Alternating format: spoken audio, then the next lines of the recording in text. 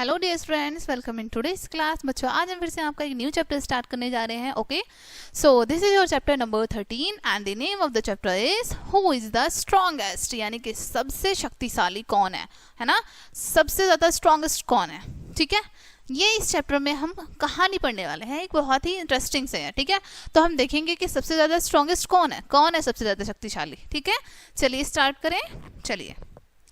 Long time ago, there lived two neighbors, an ant and a mouse, in a cave under a rock. ठीक है, लंबे समय पहले दो पड़ोसी रहते थे। कहाँ पर? एक गुफा में रहते थे। ठीक है, एक रॉक है ना, चट्टाने जो होती हैं, ऊंचे ऊंचे पहाड़ जो होते हैं, ठीक है, उनकी एक गुफा बनी हुई थी, उनमें रहते थे।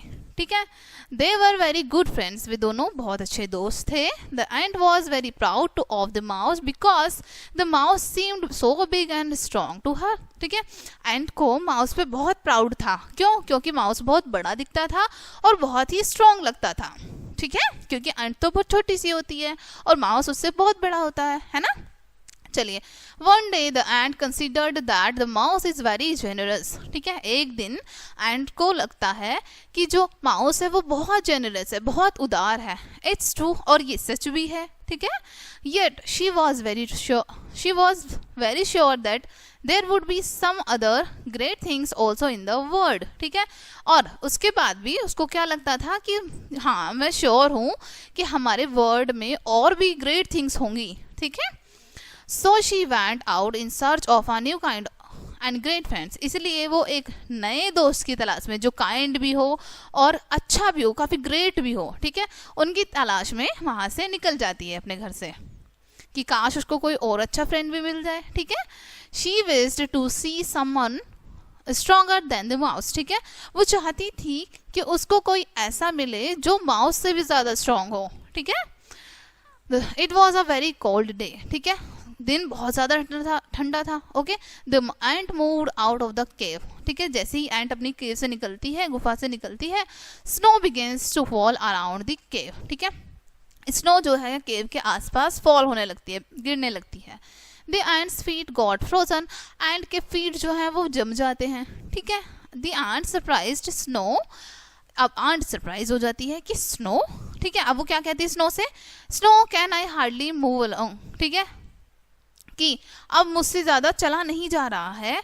Are you the strongest in the world, कि क्या तुम पूरे संसार में सबसे ज़्यादा स्ट्रॉन्गेस्ट हो, सबसे ज़्यादा शक्तिशाली हो।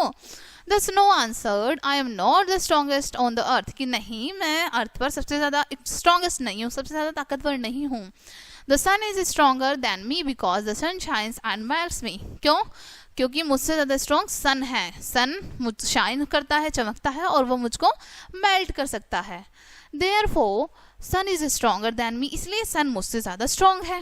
The ant looked up at the sun and said, Are you the strongest in the world? ठीक है, अब सन ऊपर देखती है और अब एंट ऊपर की तरफ देखती है और सन से पूछती है कि क्या आप संसार में, वर्ल्ड में सबसे ज़्यादा स्ट्रॉन्गेस्ट हो।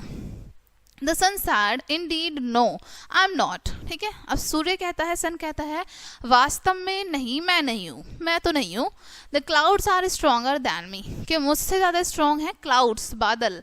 When the cloud pass by me, they hide me, कि जब क्लाउड्स मेरे पास से होके गुजरते हैं तो वो मुझको हाइड कर लेते हैं। Hence, I can no longer shine upon the earth, और इस तरीके से मैं अर्थ पर बहुत लंबे टाइम तक शाइन नहीं कर सकता हूँ। ठीक है, Then the ant looked up at the cloud, उसके बाद एंट ऊपर की तरफ क्लाउड्स को देखती हैं। एंट asked the cloud, Are you the strongest in the world? ठीक है, एंट जो है क्लाउड से पूछती हैं कि क्या आप वर्ल्ड में सबसे ज़्यादा स्ट्रॉन्गेस्ट हो। ठीक है, the cloud replied, no I am not. ठीक है, क्लाउड रिप्लाइड करते हैं कि नहीं, मैं नहीं हूँ। The wind is stronger than me, कि विंड जो है वो मुझसे ज़्यादा स्ट्रॉन्गर है। When the wind blows it drives me far away, कि जब हवा चलती है तो वो मुझको बहुत दूर ले जाती है बहा के।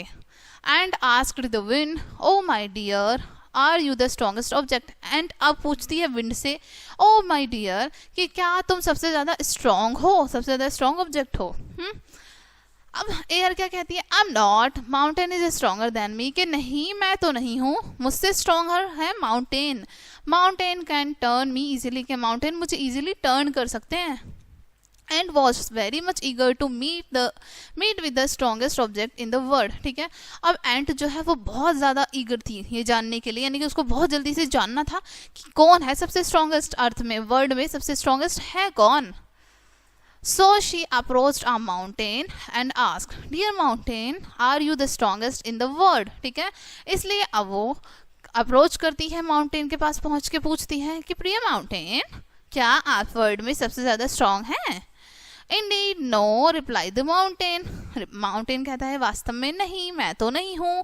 ठीक है, I am not the strongest, कि मैं सर्वशक्तिशाली नहीं हूँ।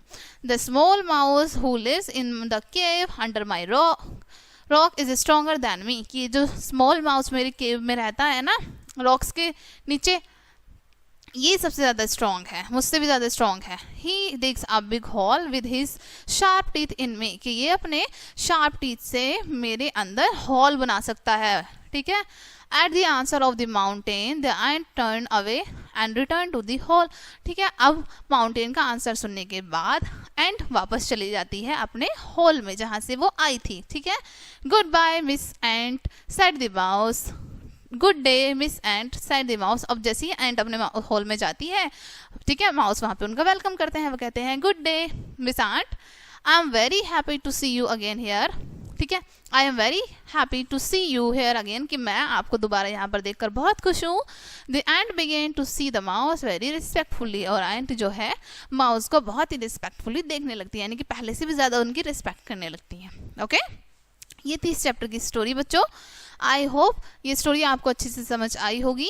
मिलते हैं नेक्स्ट वीडियो में, एंड थैंक्स फॉर वॉचिंग।